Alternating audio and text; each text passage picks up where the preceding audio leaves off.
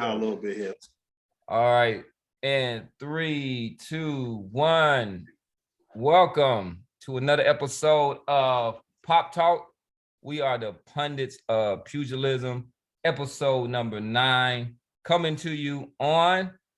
This is my my sister's birthday, but it was actually because the show's gonna come out. Well, you know what? I was gonna come out on her birthday, so January the 13th. Give a shout out to my baby sis, Toya. All right, y'all know me, Professor Nims, the pundit with the PhD in pugilism, my man with the best name in boxing media, the casual ran, and right there, Bosston Jarod. Don't forget the S, bosses only. And we're gonna come to y'all with exciting edition, even though it's a slow time in boxing, because we got a lot of politics, a lot of kind of heat around there. So we're going to deal with this drama. First of all, we've got Canelo trying to fight an opponent for Cinco de Mayo. It seems like at first that him and Caleb were fighting over Charlo, and we're going to see how that's going to play out. We also have some extensive news to jump into because this is just off the wire. We find out that Crawford is suing Bob Arum in Top Rank for racial discrimination and bias. This is heavy, heavy, heavy. And on back of that, we will also address the Tim Smith article where he tore down the possibility of a Crawford versus Spence fight. And also there was a lot of other politics and other things that we'll dig out there. But we also want to give a little bit of attention to the extension of the deadline provided by WBC. Am I correct, guys? For the Fury Dillian White championship fight. And there is a championship fight this weekend at light heavyweight. Joe Smith defends his title against a late replacement. And let me get his name. I don't want to disrespect him.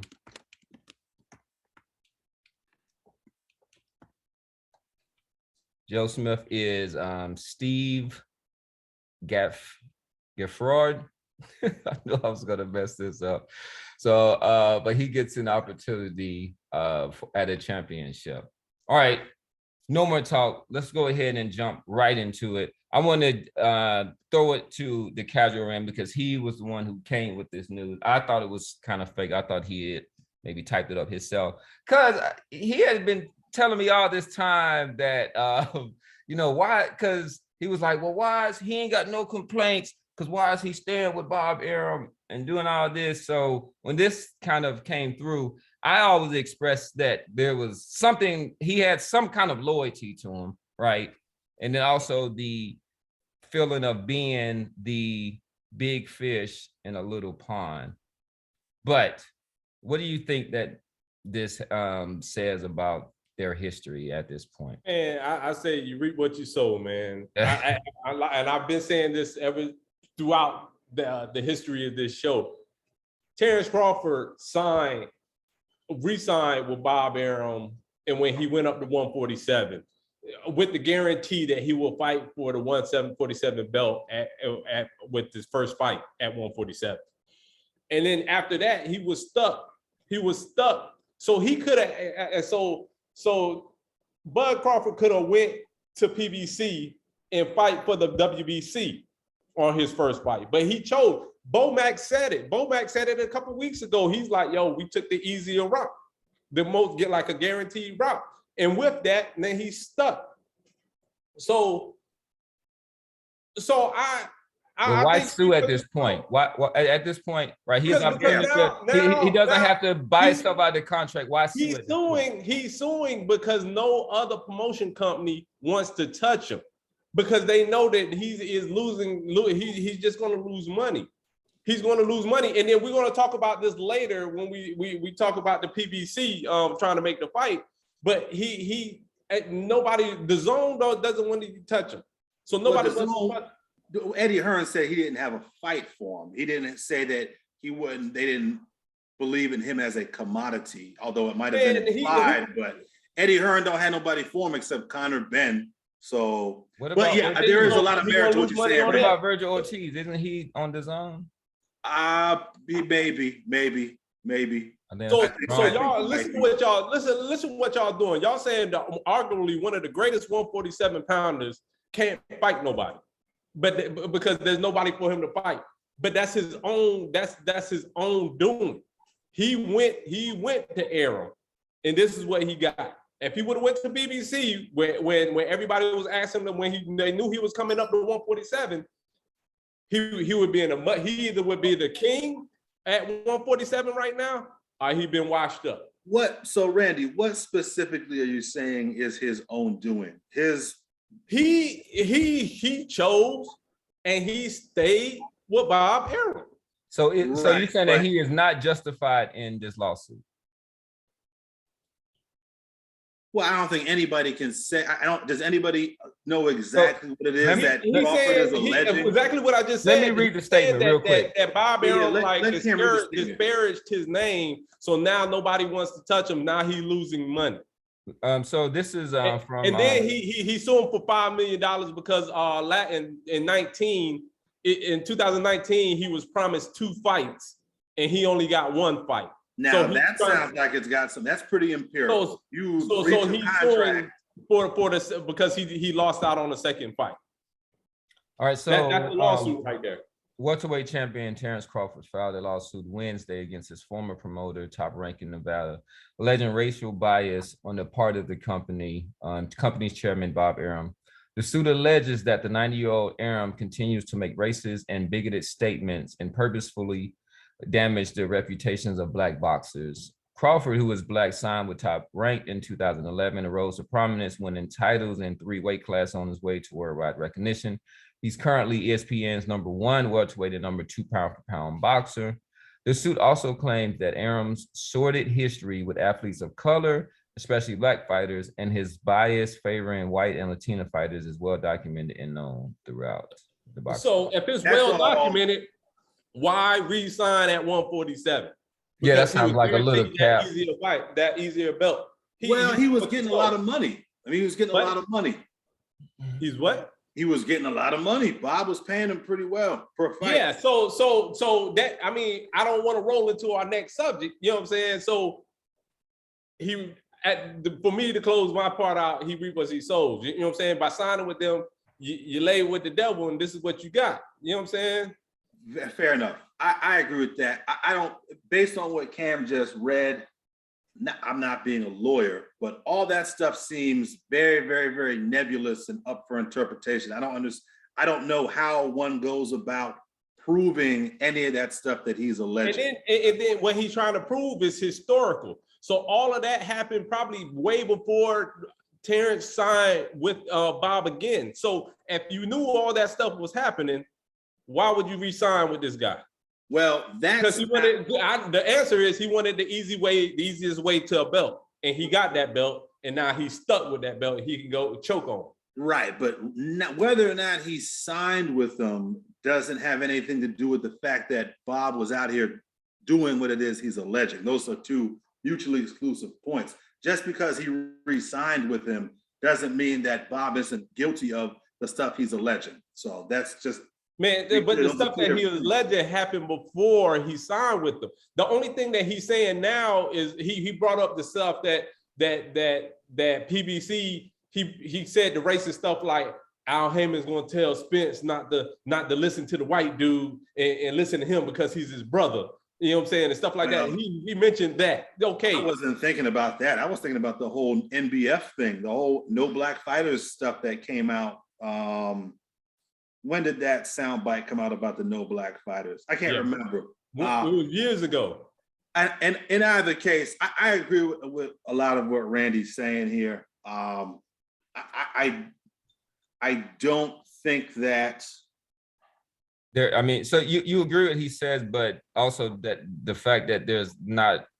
Do you say that there's some ground that he has for this suit, or I don't know about the grounds. I don't know about the grounds. I agree that, you know, he has kind of made his own bed, as Randy put it.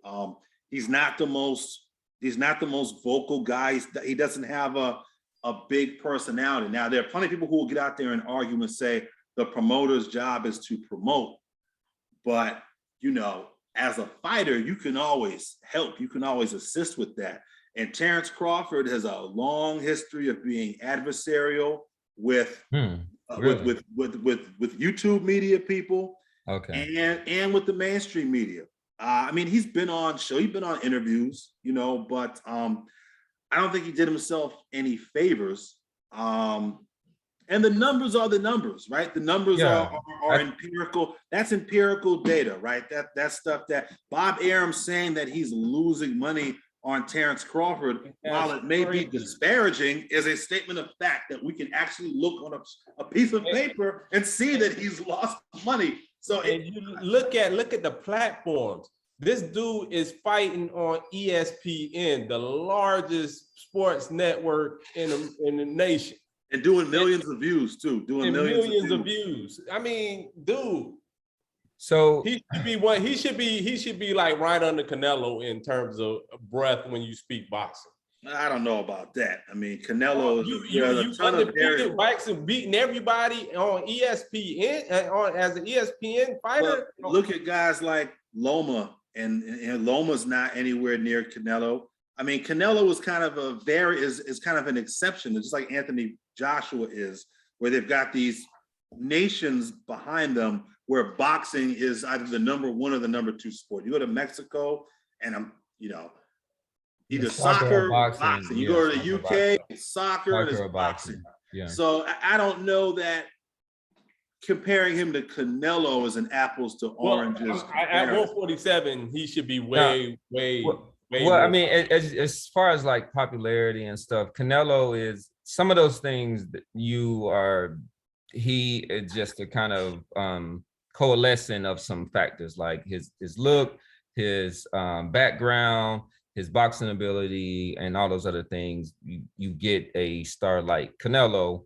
But I at first did not necessarily think that Terrence Crawford had a lot of ground to stand on with this suit, particularly because of just his previous behavior and continuing to work with Bob Arum. I, however, have changed my mind. It's partly because of this conversation, because I think that you can say, you know, it is true that the numbers are the numbers, and a lot of the arguments that he are making are up for interpretations. But I think that Bob Arum has consistently shown, at least in a recent history, that he doesn't mind undermining his own fighter and doing it in a public forum, in a public way, which hurts their own power to negotiate with other fighters. When you're saying that my fighter's losing money and and then you try to go make a deal with another promoter, well, your fighter's losing money. No, you got to take this. And I'm like, so for you to do that, and I think that for a while, Terrence Crawford kind of bit his lip and kind of roll with it. And then that's why he decided to take it public, because Bob Arum doesn't have a problem with it at all. And, you know, he's this old curmudgeon of a guy, 90 years old. So it's just kind of like, yeah, you know, he'll cut you out in a second and they'll be like, yeah, that's just Bob Arum. But he also has done things that I think have not been to the benefit of his fighter. And I think when you look at Lomachenko's not a big box office draw. He's not that, but you wouldn't know that if you talk to Bob Arum. If you talk to Bob Arum about Lomachenko, he's the greatest thing since, you know, sliced bread. And when you juxtapose both of those, you know, the treatment of both of those fighters, and there may be something there. So I'd be interested in to kind of see how this plays out. If the result is the same, they're both in the same place though. Loma is no bigger of a draw or less of a draw than Terrence Crawford. If anything, he's a little bit less of a draw than Crawford, despite fighting the better opposition on the same platform. I mean, but he doesn't get taken through the ringer in the media by Bob Arum. Bob Arum he's the greatest since Muhammad Ali and all this. I don't know about that. I mean, Vasily Lomachenko before the Teofimo Lopez fight thought he was being set up to lose. He thought he was being set up to lose by Bob Arum. I mean, Bob Arum's a businessman. I don't think that if he is racist, I don't think that there's anything evidence that Terrence Crawford's people. Yeah, and it might be top rank as an entity, right? So like just let's think about it. How did Top Rank has worked with some of the most iconic black fighters in history. Let's think about this. I'm saying the recent history. So the whole debacle with like Lomachenko being declared undefeated or something, right? That's probably pushed by your promotion and doing all this. What does that guy do? That's more propaganda than it is racism.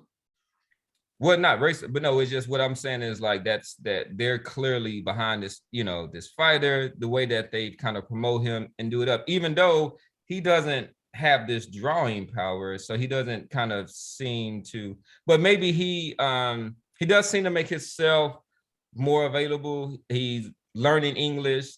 He is doing those things, but Terrence Crawford hasn't necessarily been somebody who is hard to deal with as a fighter. I said that he's a very private person that has no out of the ring stuff.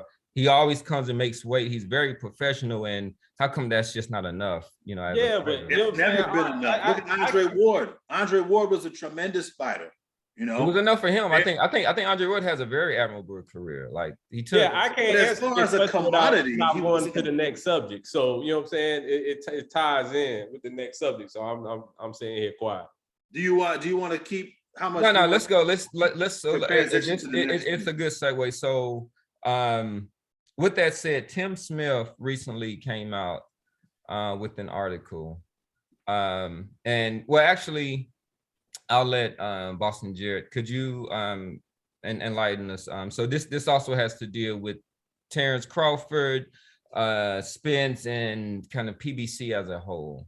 Oh, so Tim Smith, who holds some nebulous position over at PBC. I don't know if he's a head of communications or whatever. I don't want to say what his position is. I don't know what I have right in front of me. Yeah. But he was asked on the PBC podcast why the Terrence Crawford fight has not been made. And I'm paraphrasing here, but Tim Smith basically said that the fight hasn't been made because there isn't enough money in it.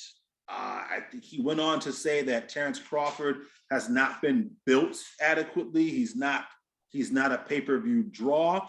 And then he kind of went on to say that despite not knowing how much Terrence Crawford wants for the fight, and despite not being a part of the negotiations, Tim Smith admitted, I think once or twice, that he was not involved in those negotiations, but somehow he had this insight. Well, not somehow. It's not hard to imagine why he might have insight, but he's saying that they don't have the money to offer Terrence Crawford, which to me is disingenuous at the very least.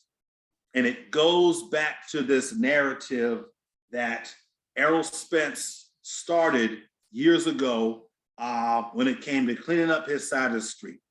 If Errol Spence, when he said that, had continued to say that over the years, he wouldn't be getting the backlash that he's getting from a lot of boxing fans. But it seems like over the years, since he said that, every time Terrence Crawford's name comes up, he comes up with another excuse or a prerequisite or a requirement for the fight to get made. And to me, that's some shit. So I know Randy has been of the opinion that, Errol Spence need to clean up his side of the street or whatever, but go ahead, Randy. I'm curious to how you going to defend what Tim Smith is saying here. I mean, so that the whole last segment plays into the defense of what he was saying. Like Terrence of who was saying? Of Bob Arum or Terrence Crawford? The PBC. Okay. Tim Smith said. Tim Smith said, Bud Crawford is a losing money fighter. This is a business. You know what I'm saying? Hold on. Bob Arum said that he's losing money. All right. So what I'm gonna do is men lie, women lie, numbers don't, right? Pull up the numbers. So pull up the numbers when Errol Spence sold out against Mikey Garcia, almost sold out Dallas Stadium. Pull up how much money he made for that fight with his guaranteed purse, $3 million. And then he got the back end of the pay-per-view. Get Sean Porter, like it was like $3 million. And he got money back into the pay-per-view. Now pull up Terrence Crawford. Terrence Crawford got paid $5 million to fight Emir Khan. He got paid $4 million to fight Kell Brook. He got paid $3 more million to fight Sean Porter. So $6 million. He got paid $6 million. So and then his numbers ain't coming up. And then you look up his highest gate is $13,000, and he's getting paid double what Errol Spence made at $67,000. Wait, say that one more time. You said his highest gate. You mean his the gate ticketing? The highest ticket. I see. I got you. His highest gate was in at his hometown, 13,000 people. When Errol Spence is selling out 67,000, and you paying this Errol guy Spence double. Is not selling out no 67. Don't try to throw in that Mikey Garcia factor. Pull up the Garcia. That's the same thing. That's the same shit Crawford said when he fought Porter. Oh, Porter one who brought that fight in. And then when he fought Porter, the numbers showed that he was some bullshit. Just like you some bullshit right now with that saying that Garcia. Right, but here's the thing, Randy, though. No. Hold on. Let me finish my time. Go ahead, man. So you telling me that when the PBC saying, look, bro, you already don't sell no pay-per-views. That's how we pay our fighters. We pay our fighters on the back end of pay-per-views. Errol Spence took a low amount guaranteed, but got his on pay-per-view. And so now you want to come over here and tell me that you want X amount of dollars when you don't have no pay-per-views. So I wouldn't sign a fight with him either. But Randy, he admitted to not. I mean, how much money is Terrence Crawford asking for? You can assume all you want, but you'd have no idea how much money he's asking for. He already asked for 50-50. Right, but 50-50 of what number? So that doesn't matter because yes, it does matter, Randy. You can't just say 50-50. You can't say 50% is too much. He's not showing that he's bringing anything to the table. So Randy, that's not fair because it's Randy. Like what you like, your problem was just this number. Like it was kind of like a baseline that he had. A number that is a percentage is just what it is. So he's not demanding any baseline number. If it gets this much, he's just saying if y'all have this much for the fight, I just want half of it. He knows the potential of this fight, and he's asking 50-50 of the potential of the fight, which is exactly. I mean, I don't see what's wrong. Which is asinine. So how that's different when Canelo was a champion, undefeated champion, like 43-0 with the belt, going to fight Mayweather, who was undefeated champion, 43 or 42 with a belt, but Canelo knew he was only going to get 11,000 when Mayweather made it. We're not arguing the percentage here. Now hold on. It's not 50-50. Hold on. Let me get if you don't bring nothing to the table. But listen, hold on real quick. So in this scenario, Randy is saying that Errol Spence is Floyd Mayweather when he fought Canelo. Floyd Mayweather at the time was not only the #1 fighter, he was the biggest fighter in boxing. He was the #1 making person in sports. So he wants to make that comparison. That's when he was fighting up there. Like that is not a comparison, right? These guys, name these guys roughly make the same. So name one in the same on pay-per-view. So like in boxing in general, name one A-side fighter with guaranteed numbers. That's going to go 50-50 with the person that's don't have the numbers. Even Fury, Wilder Fury wasn't 50-50. Tell me these numbers. Randy, that's not what we were arguing though, Randy. You kind of shifted it to this percentage argument where my problem was my baseline of this argument is saying that everybody knows Crawford doesn't bring any money to the table. Right, so but why Randy, why is he demanding money? Because Randy, we don't know how much money he wants. He's #1 ranked welterweight. He's the #2 pound for pound. So that means that people want to see this fight. They want to see drama. They want to see a 50-50 fight. So we want to make the best fight. 50-50. And then we getting lost in a couple of percentage points. And then people like you get lost in these details. And then we don't get the fights that we want. Don't say people like me. The business side. The fact that you don't want to give Terrence Crawford 50% of this fight is ridiculous. If this was anybody else in any other weight class, y'all would be happy him getting 30%. To be clear, wait a second. To be clear, I never said that he deserved 50%. I do believe that he deserves an offer. He hasn't even gotten an offer yet.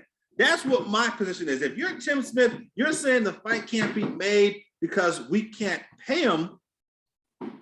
How do you know that? What is the fighter saying? You can't give him $5 million or $6 million. You keep saying things that he's definitely not said.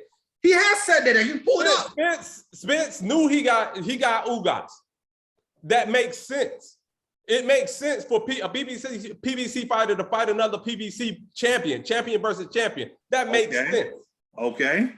So the next thing is going to happen if Crawford Spence can't be made, then it's going to be Thurman. Right, but how do we know that it can't be made if we have no idea? Terrence hasn't been made an offer yet. He hasn't even turned the offer down. If PBC had offered Terrence Crawford, why don't we just go over to PBC? If they had made him an offer and he turned it down, then I can see Tim Smith making this argument. But as far as we know, no offer has been made. So how do you? What we call that in the military is a preemptive attack, right? So he's trying to get on the offensive before they even have any type of negotiation. They gave Caleb Plant $10 million to fight Canelo Alvarez. They gave Caleb Plant, a guy with 17 or 18 fights. In one, they gave him $10 million. That's a whole different problem set, because that whole purse probably made $70 million. Whoa, what do you mean the whole purse was $70 million? That whole fight probably made like $50 to $70 million, and he got 10. Canelo got the rest. Oh, I don't know where you're getting those numbers from. Are you just speculating? I bet you won't Canelo getting 10 and Plant getting 10. No, it wasn't. Canelo got 40 pay-per-view. You exactly saying what I'm saying. But here's my thing: if you can, Plant was an undefeated champion. He got 10 million. Canelo got 40 million. Right. We're not arguing percentages, Randy. What I'm arguing is if you can scrape together 10 million to pay Caleb Plant, you can't scrape together 20 million for Arum and Crawford and divide that 20 million up together. So you telling me you think they lost money with that Canelo fight? I have no idea. I know that when you pay one guy 40 and you pay another guy 50, you're already starting off in the red. And you got to pay these networks, pay-per-view 40 and 50, you pay networks. 10. I have no idea, but that wasn't the point I was trying to make. The point I was trying to make is if you can find 10 million, which is probably 60% of the entire pot for Errol Crawford, you can find 20 million for a Crawford Spence fight and divide that 20 million up however you need to. Whether Crawford gets 30 of that 20, or he gets 40 or he gets 35, that should be feasible for a company like PBC. You can get 10 million for Caleb Plant's ass. This doesn't make any sense. I'm not saying that Crawford deserves 50%. That's not what I'm saying. He deserves an offer. That's what I'm saying. All right. Yeah, I think Spence is telling them what the offer is going to be, and it's 70-30. Cool. But 30% of what? Of the whole thing, 70-30. Which is what? We don't know, and that's my. Nobody. You know what I'm saying? When you sign that contract, that you probably don't know. No, but his point is they haven't even got to that point, to that stage yet, because I think it's very disingenuous. I don't see why. This is what is going to hurt the sport. This is what is hurting the sport. But let's use this as a springboard, right? We don't want to get too fine into the details because we know that Cinco de Mayo is coming up, and that is where Canelo holds court necessarily. And the initial reports was that he had his eye on Charlo for that fight. And then Caleb Plant said that he came up and said that he would actually like to fight Charlo. So now for what a lot of y'all claim to be this avoided fighter, and I'm gonna go find the episode because I am owed 2 lobster dinners, because one of you claimed, and I believe it's Randy, that Canelo in the calendar year 2022 would not fight Benavidez or Charlo.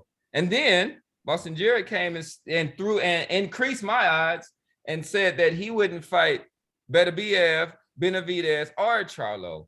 And I was like, I must be living in bizarro world because this is Canelo. This guy's been fighting everybody and smashing everybody. Rumored, and then it was shut down by his coach saying that we ain't talking to anybody. So yeah, that's bullshit though. Eddie Hearn said he was negotiating the last month. A little too early, bro. Yeah, maybe. But it is. But like I do want to see it play out. You know, I am putting the cart before the horse or whatever goes before that or behind that. But with that said, I want to see, what are your thoughts on who you realistically think that Canelo is gonna fight on Cinco de Mayo? Because pretty much has that. If we can look, he's already has that date locked down as far as television, and they're looking at a venue. I'm not saying that they already have one, but we'll go to Bosston Jarod because his favorite man, number one boxer in the sport right now, Canelo, is looking for his next opponent. And then who you see on the horizon for I think it's right now, I think it's 50-50 or maybe 60. We were just talking about percentages.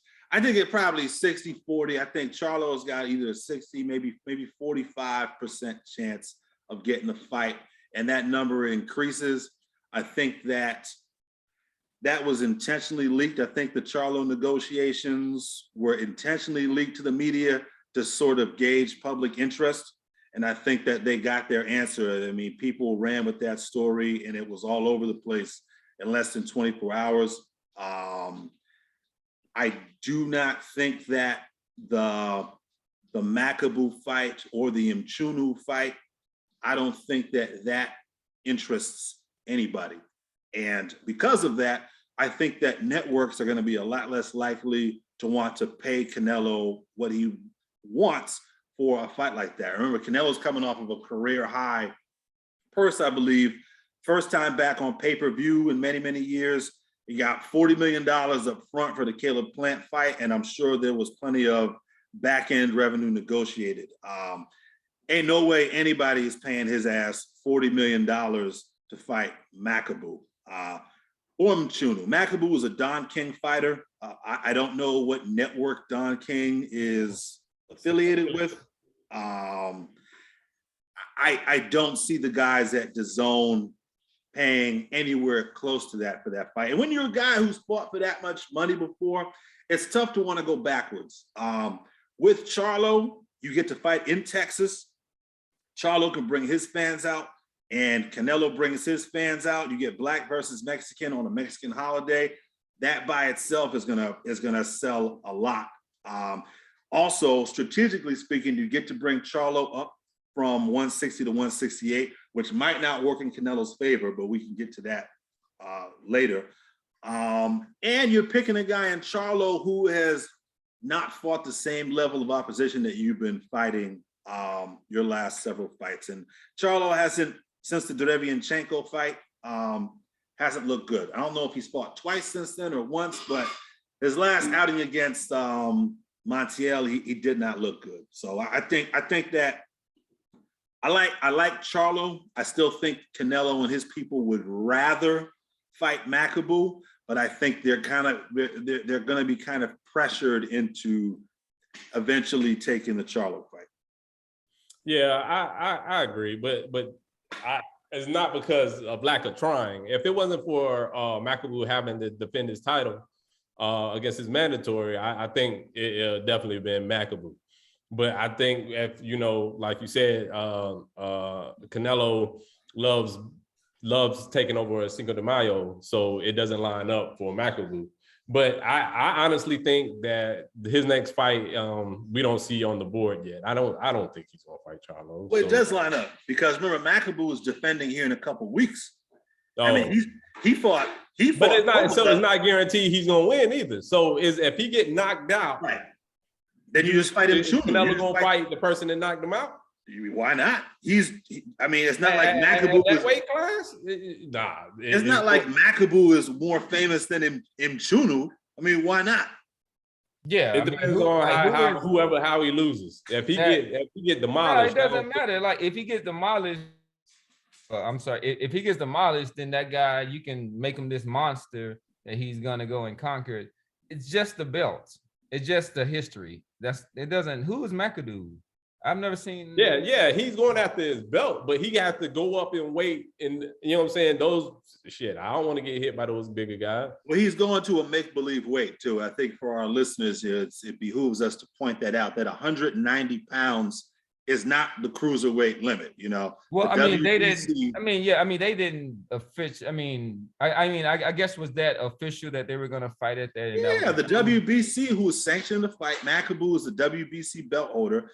The WBC, Mauricio Suleiman bent over, grabbed his ankles and said, "Yes, Canelo, 190 pounds. We'll make up some weight class for you. Whatever you want us to do to make the fight. It's going to be at 190 pounds." So I can't wait till we start talking about the promoters. I mean, the belt holders. Who the sanctioning bodies? You mean? Sanctioning bodies. Oh, the same. Yeah. We could probably do a extra long show on the sanctioning bodies. Yeah, but you know what I'm saying? I would. So I say all that to say that I wouldn't be surprised if whoever he fight, we haven't even spoken of yet. His name haven't even been brought up. Right, but the only reason I cut Randy off was to let people know that the Mchunu McAdoo fight is supposed to take place, I believe, in either Ohio or Florida. That's this month.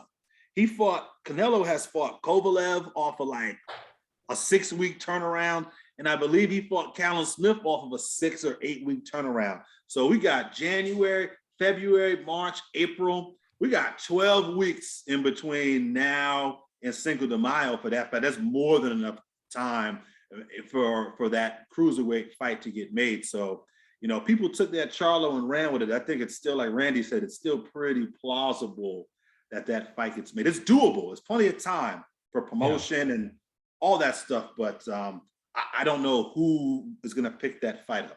Yeah. So I think with Canelo he is at the point where he can fight pretty much anybody as long as they have some type of a title, or sometimes they don't even have to have that, and he'll have a pretty good draw. I will say that, and you know, being genuine, unlike some of these other promoters and other ones out there, we'll kind of get to that later, is that you do have to be wary of the fact that Canelo and his camp are very smart.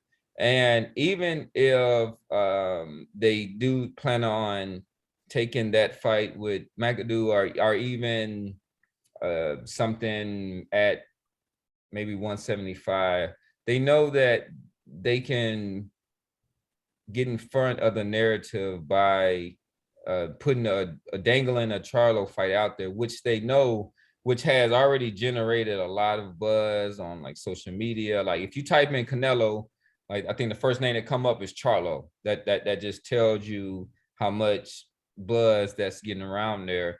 And then, but for him, that's a lot of leverage. I do think, and to your point, he's only had one fight since the Derevyanchenko fight, and he didn't look good in that fight. Actually, those last 2 fights, he hasn't looked well. And Canelo is, you know, similar to Mayweather before, and similar to Sugar Ray Leonard. Like, they're smart fighters. When they see a little slippage, or they see something that they can take advantage of a fighter, they'll go out and go after that prey. So I do think that he does see something in Charlo and is very open to take that fight, particularly if he makes him come up. I don't think he'll be really worried about Charlo's power at 168. And I still hold to the fact that I think that he will fight one of those 3 fighters, or one of those 2, because I got 2 bets out there. Benavidez or Charlo, or Benavidez.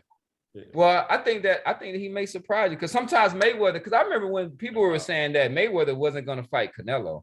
I mean, at 154, even though it was at 152, there was a lot of people saying that. I don't remember that. I don't remember hearing that. Hell no, I don't hear that shit.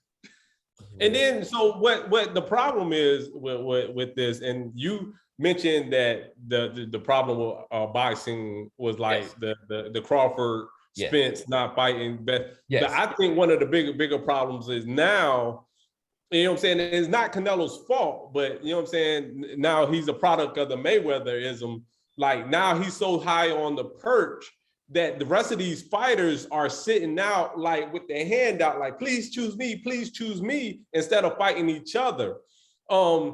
Benavidez is right. Like, if you never gonna come back down to 168, man, release them belts so this weight class can get at it. You know what I'm saying? We can fight within but since he holding that 168, those guys are just sitting there like, man, I'm not willing to catch an L and not be in the running to get Canelo for my payday. So everybody, so 168, you know what I'm saying? 160 and 168 is like on hold right now. Everybody just waiting to see if they can be the next chosen one. Well, to be clear, and to be for our listeners here, to make sure we're being 100% accurate here, Triple G is fighting Murata in a unification fight. Ooh. And that's gonna clear up a lot. It was Charlo who refuses to fight Demetrius Andrade, right? I mean, that's the fight that we should be getting here for Juneteenth. I think you give me the Infinity Gauntlet for a day, and that's the fight. That's the fight I made. That's the fight that we should be getting. If Andrade move up to 168, he can be be forced to be the mandatory. Nah, they tried that, dude. They tried that, and it. I don't know if you want me to get into it. I think some of this stuff's already out there, but no, they tried that, and the kid who whatever, it's all right. The kid who they wanted to fight up there at 168 is promotionally aligned with Frank Warren, who's Queensberry. Eddie Hearn does not do business with Frank Warren, and they weren't going to send Demetrius over there to fight on Sky. So the WBO said, hey, what do y'all want to do? And they threw their hands up and said, I guess we got to make the Zambek fight. Eddie Hearn never wanted Demetrius to give up that belt, which is what he would have had to have done to go up to 168 and become the interim. Eddie Hearn never wanted him to do that. DAZN did not want to pay for this fight here with Zambek, so they started weighing their options. Demetrius has got a new business manager. The guy's name is Ed Farris, I believe the guy's name is, and he's been moving and shaking on Demetrius's behalf, trying to make a lot of this stuff happen. But yeah, no, they tried that, from what I understand, and yeah, again, it's the politics and business of boxing that got into it. It's not what some of these cats on YouTube are running around saying that WBO blocked the fight. That's not what happened. The kid who's the number one at 168 in the WBO, Zach Parker, is aligned with Queensberry. Queensberry don't do business with Matchroom, and so the fight couldn't get made. So, but they were willing to do business with Fox and Premier Boxing Celebrities and Crickets from fucking Charlo. Well, no, he got drunk last week. And went on Twittergram and said a bunch of shit like he normally does, and then took it down. He said he don't drink. He said he wasn't drinking. Oh, well, the shit came down talking about boo-boo this and boo-boo that, man. He ain't trying to fight them dudes. See, like you said, Randy, this nigga, he's sitting around waiting for a check. And it works. It worked. And it encourages, it enables this kind of behavior, right? It enables it. And I mean, I'm not going to hate on Canelo for doing it, you know what I'm saying? Because he's earned the right to pick and choose who he wants to fight next. But it just sucks for as us as fans that the other fighters are just sitting there waiting to be chosen and not fighting each other. I mean, we should put I think that we should put the pressure on them. Like, we let the fighters off the hook, because we're always like, Canelo ain't fighting nobody, Canelo doing this, Canelo picking and choosing. And like, I think that is a false argument, you know. When no, because you know what I'm saying, I don't blame Canelo, I blame like Suleiman, you know what I'm saying, with making those. But no, well, how can we not hold these? Listen, who has, right? We're talking about Andrade and Charlo. Who have they, like, why do we want to see them fight Canelo? Like, we want to see them fight because we know they skill and they do that. Who have they fought? That would be like, that guy right there. That guy right there needs to fight Canelo. So Andrade even said it. So Andrade, just answer my question. I am going to answer your question. Why do y'all want to see the two black fighters fight each other? Why nobody's saying why isn't Golovkin fighting Andrade? Okay, or that's why is true. Golovkin too. fighting Golovkin, Canelo? like, You but know what I'm saying? Or Golovkin Devin already fought Chico, Canelo. why is he not fighting somebody? Or Murata? Why are they fighting each other? Why y'all fight? Why is the public wanting to see the two black fighters fight each other? It's a good fight. It's a good fight. I'm saying why can't Okay, we? okay. Why Let me can't tell you why. Charlo Let me say, man, I don't want to fight you, let me- Andrade, just yet. Let me fight. Let me Okay, fight. let me Triple tell G, you why. Let me or tell let you me why. fight Deborah and Chico. Right, okay, or let me okay. fight How about Jacobs? All right, he fought Jacobs, right? How come these guys have fought nobody? Like these guys have fought nobody, and then why are we talking into a black fighter issue now? Like just that's what Andrade said. I'm just repeating what Andrade. That's just an easy thing to say. That's just an easy thing to do. That's just The reason why an easy thing to do. Andrade has fought nobody that we can even pronounce their name. Well, he's been trying to fight Triple G. You can't. But yeah. he been trying to get spy. fights. What? You can't make these guys fight each other. That's the problem in boxing. You can't. Eddie Hearn, who is the head of Matchroom, not the Zone. People always think that Eddie Hearn has some sort of decision-making position within the Zone. He does not. Eddie Hearn is the head of Matchroom Promotions.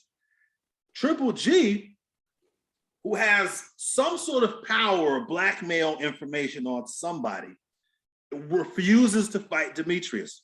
Canelo, when he was at 160 pounds and had 3 belts, and all he had to do was fight Demetrius to become undisputed, refused to fight him. Just like when he was Demetrius's mandatory at 154 pounds, he opted not to fight him. He went up and fought somebody else, and the argument can be made that it was a bigger money. You want to fight a dude who has like really beat nobody. I don't know how he has a belt. He has a belt. He has a belt. His resume was better than half Caleb Plant and all else. Let me tell you argument. So, all right, so this guy who Caleb Plant fight, Cam? This guy is basically no draw, right? So he is, I give it to him, he's a tricky, like left-handed guy, but you acting like people owe this guy something to fight him. It's been 3 divisions, Cam. He's been in the same division as Demetrius, 154 and 2 divisions. So 154 and like Canelo. So what has he done that Canelo should fight him? He's been an undefeated champ. He's a draw. He's a draw. Has this guy ever fought pay-per-view? I'm answering your question. I'm answering your question. He's an undefeated champion. And that was enough for Caleb Plant to get a fight. And that was enough for Liam Smith at 154 to get a fight. And that was enough for Billy Joe Saunders to get a fight. And it was enough for Callum Smith to get a fight. So why isn't it enough for Demetrius to get a fight? He's an undefeated champ in your division. What belt did Demetrius have? He has a WBO belt. Who did he beat for that? He fought an eliminator. He beat Arthur Carlton Dokwa because I know who Caleb Plant did. Like we've seen him come up. People been talking about him. So he earned this belt. He didn't fight this paper dude. So but Billy Joe Saunders popped positive. He was supposed to fight Billy Joe Saunders for that belt. Billy Joe Saunders popped positive for PEDs. So Demetrius is not going to just turn a fight down for a belt. He fought the replacement. That's what happened. I mean, but it doesn't mean that you get to go and fight. You have never been on pay-per-view. Most people and so I give it to him. Like, so Canelo hasn't fought him yet. He just fought a tricky left-handed dude, broke his face. He just fought Caleb Plant, who was an undefeated and real champion, stopped him. So like he's gonna get to him, but stop acting like this guy has done something to earn this fight. This guy has done nothing. He's been mismanaged. He doesn't have pretty fights. His fights are boring. And like fight some, like I do give it like he does want to fight one of the Charlos. Jacobs, that would be a good fight, or even out there. But to think that Canelo owes this guy a fight is. I'm not saying he owes. This sound like Bud Crawford, Errol Spence. But I did say those. If you're gonna make that argument for Canelo, you can make that argument for Errol Spence. So you kind of undermining your own position, Cam. So we're talking about the cash cow. We're talking about the cash cow. The number one, the pound for pound boxer. You just because you the cash cow doesn't mean it's the same. It's the same scenario, Cam. You give it the same scenario. That's ridiculous. This is a money business. You're acting like The same Oh, rules I just apply. said You act like the that same like 30 rules minutes ago, apply for Aaron. like This is a money business. for like a So Mayweather why Ramirez fighting. what did He's Bud earned that right. Crawford You need already to said he's earned that a right. fight against a Let's, soon to let's be take 3 Canelo belt out champion? of it when we're talking One about at other a time, one at fighters. a time. He has earned that right. You already said that. Who's So like, earned let's what not right? go back on that. Earned that right. You said Canelo has earned it right to like at this point decide on, or he's cleared the A side on negotiating and all that. Like that Spence hasn't earned that right. Let's not even put him up At there. 147, he has earned that right. No, he's not. He's not even the #1 fighter on ESPN. Yeah, Lomachenko is No, undefeated. I'm talking about at 147. The undefeated I'm talking Lomachenko about at is. 147. He's not even the number one at ESPN. 147. He's not Come even on, number man. one at 147. It's Terrence Come Crawford. on, man.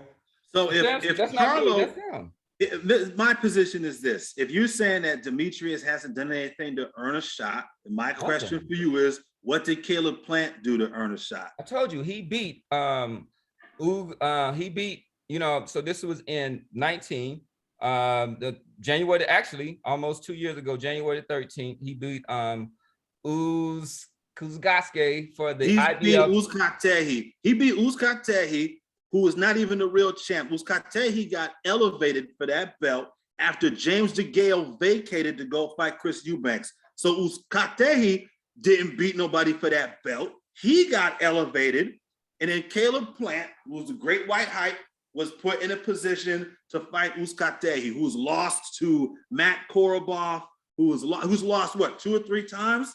So I mean, just because you beat somebody, I don't understand how him beating Uzcategui. Why? Because Uzcategui was the real champ. He beat Caleb Truos, and he's he also beat Caleb Truex. And okay. So, but this is what I am gonna pull up. Oh, it just put it right up. So your man Andrade, so he won a vacant title against Count Ndokwa. We already went over this. Yeah, against Arthur Count Ndokwa. That was in Boston. That was when Billy Joe popped positive and he had to pull out. All right. So his most notable win is Vanis Martirosyan when he. I don't agree with that. It was a split decision. I mean, what do you think his most notable win is? I think his best win is probably. I said most notable. I'm not just most notable win. When you say it most, so what's your? That means that like we'll see a name, we'll be like, oh, we'll take note, and we'll be like, all right, that's it. Then it's probably Willie Nelson who beat Tony Harrison. Willie Nelson. That's viable. He did. He don't have much. I never said that he had notable wins. I never said he had good wins. All I said was he was an undefeated champ in the same division as Canelo twice. And that's been good enough for certain fighters, but for whatever reason, it's not good enough for Demetrius. And that to me it looked crazy. And for real, it hasn't been good enough for Charlo either, who was somehow waited out this whole Canelo thing, and he's gonna get his shot, it looks like. But Charlo was in the same position.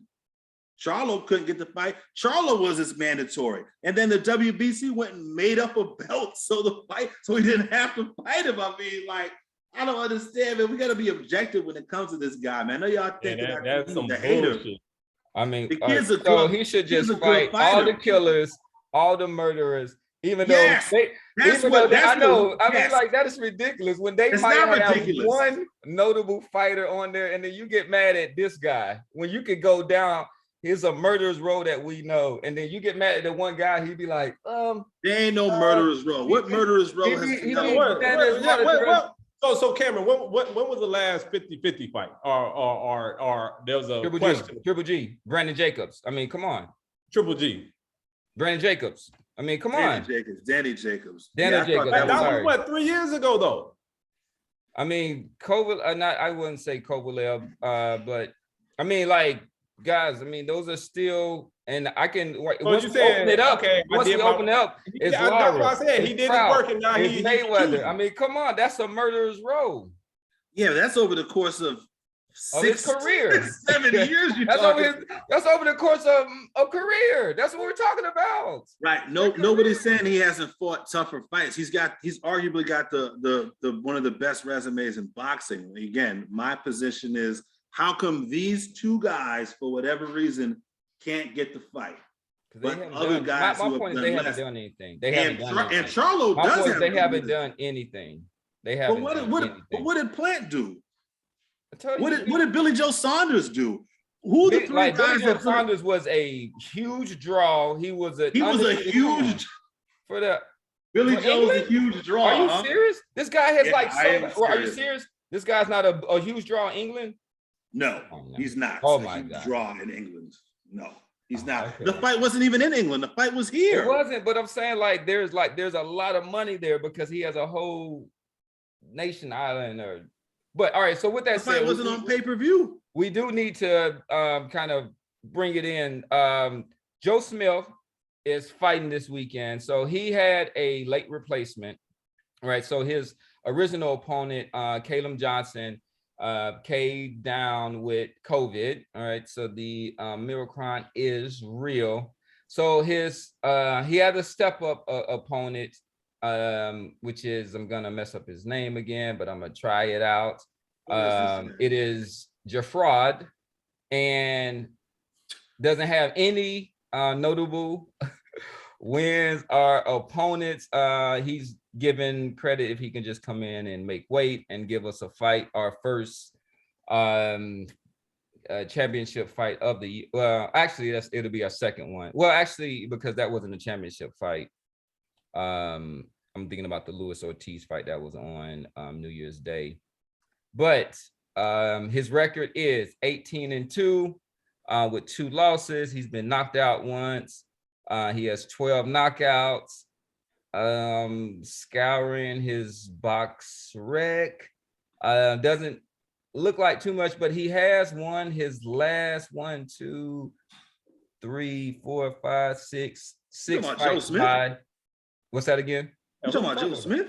No, I'm talking about his opponent. Oh, his opponent. I'm sorry. Yeah. I mean, like, not Joe Smith. I'm just, because I don't think people know about his opponents and everything. Gotcha. I'm sorry. Yeah. So I just wanted to give a little bit on this. So he does have some power. Oh, I take it back. So his last fight, he won a unanimous decision against Denis Grachev. That was last year. So last March the 4th. But it's not a lot to kind of say about this fight. Joe Smith seems like he will go on. I'm predicting a early stoppage for this fight. Joe is probably most notable for his championship fight against Bernard Hopkins, where he stopped Bernard Hopkins and actually knocked him out of the ring. So any views or kind of predictions or thoughts about this fight coming up? I have nothing. I do, and it's kind of, it was an appropriate segue because we were just talking about Canelo at length here. And I remember I was looking forward to this fight, and I mentioned to y'all on one of the last shows that this fight I thought was going to have a lot of significance for the Canelo sweepstakes. Yeah. I thought that I was of the opinion that if Canelo was going to make a move at 175, he would start with Joe Smith. Joe Smith being aligned with ESPN, and ESPN not being a network that we have seen him fight on yet, and Bob Arum having been flirting, shall we say, with Canelo over the years. I really, really thought that there was a possibility, a good chance that Canelo was going to make his move up at 175. It was going to be against Joe Smith.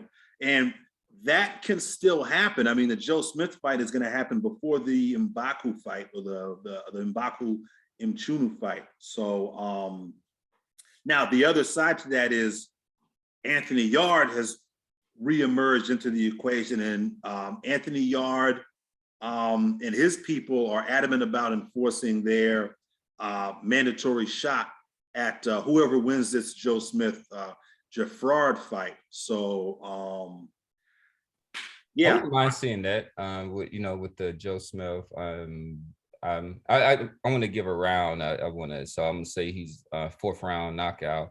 But I think after an impressive knockout, him against an Anthony Yarde, little That's a good fireworks. fight. That's a good fight.